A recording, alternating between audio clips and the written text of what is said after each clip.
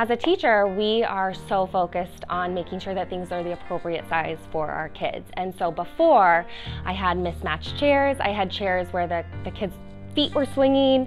I had kids that were slumped down into small chairs. And so things that people might not even think would make a big difference, they really do make a big difference. The appropriate size chairs, the individual cubbies that they have now, they do make such a big impact.